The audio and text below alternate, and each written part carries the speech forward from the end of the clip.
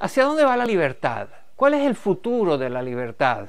La libertad entendida como democracia, la libertad entendida como la ausencia de un régimen totalitario, de un dictador que determina qué se puede y qué no se puede hacer. ¿Cuáles son las tendencias? Para responder a estas preguntas está con nosotros Michael Abramovich, el presidente del Freedom House.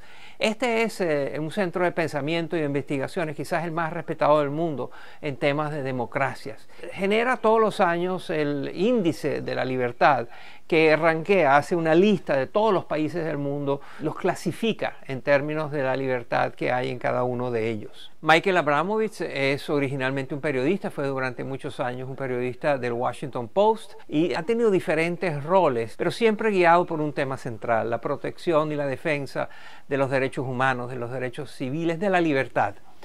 Esta es mi conversación con Michael Abramovich.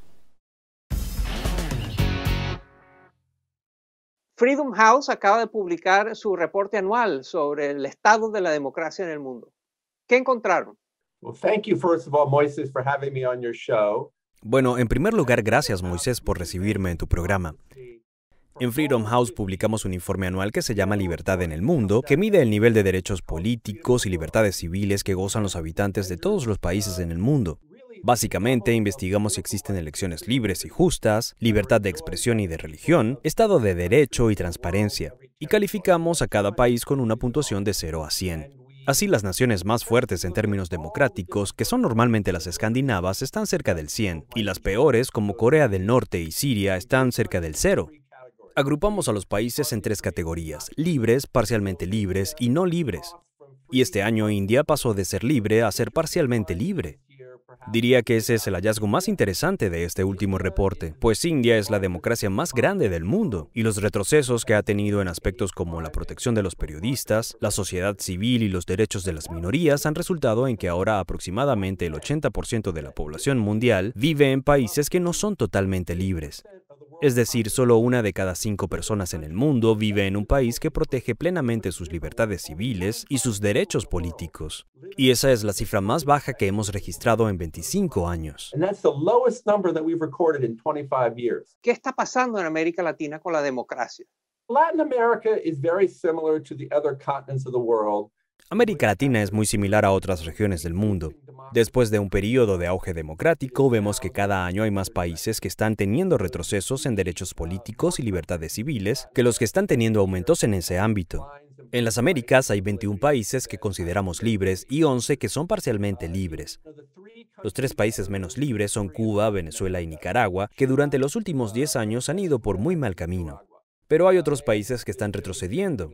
Creo que es muy preocupante que países como México, justo al sur de los Estados Unidos, se estén deteriorando también. De hecho, este reciente informe demostró que en 2020, el antiliberalismo y el comportamiento antidemocrático se intensificaron en todo el mundo. Eso se debe, en gran parte, creo yo, a la pandemia.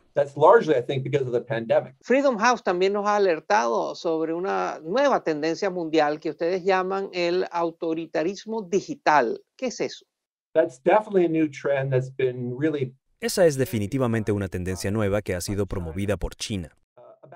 Hace unos 10 años comenzamos a publicar otro informe llamado Libertad en la Red, que evaluaba la libertad de los individuos en Internet. Y en ese momento había muchas esperanzas de que Internet fuera una fuente de libertad para la gente, que promoviera la libertad de expresión y proveyera oportunidades para desafiar a los gobiernos autoritarios. Pero la libertad digital ha ido en la dirección opuesta, y el gobierno chino es probablemente el peor abusador de la libertad de Internet en el mundo. La vigilancia y la censura han sido llevados a extremos sin precedentes en el último año.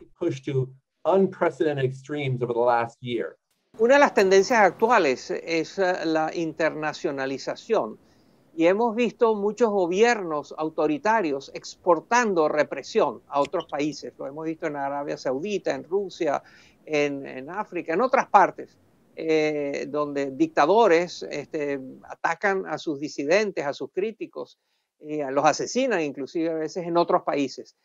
¿Es esta una tendencia mundial?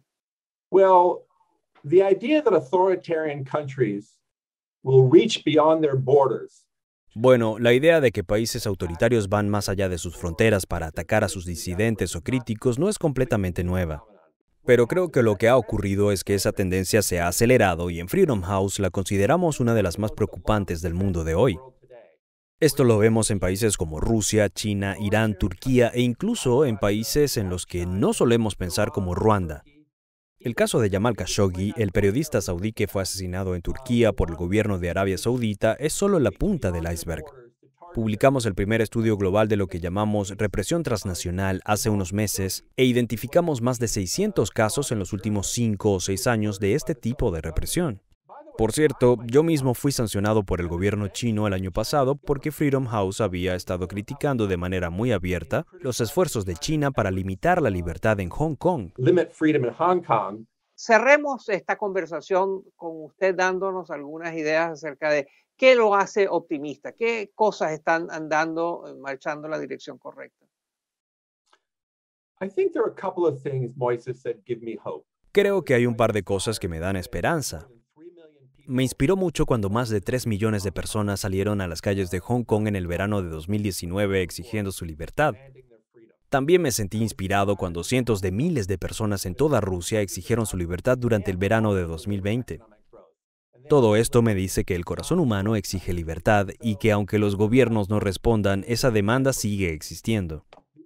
La otra cosa que diría, Moisés, es que creo que hay algunos países que me dan esperanza. Por ejemplo, Taiwán, que hace 30 años era una dictadura militar y ahora es uno de los países más libres del mundo. Incluso implementaron una ley hace un año más o menos que permite el matrimonio entre personas del mismo sexo. Así que Taiwán me dice que la democracia puede surgir incluso en lugares donde la gente había dicho que no era posible. Y entonces eso es lo que me da esperanza. And so that's what gives me hope. Michael Abramovich es el presidente de Freedom House, la Casa de la Libertad, la organización que desde los años 70 mide en el mundo cuál es la situación de la democracia, de la libertad, y nos alerta acerca de las tendencias negativas y nos da esperanzas cuando aparecen brotes de libertad en lugares que antes eran autocracias y dictaduras. Muchas gracias, Michael Abramovich. Thank you for having us.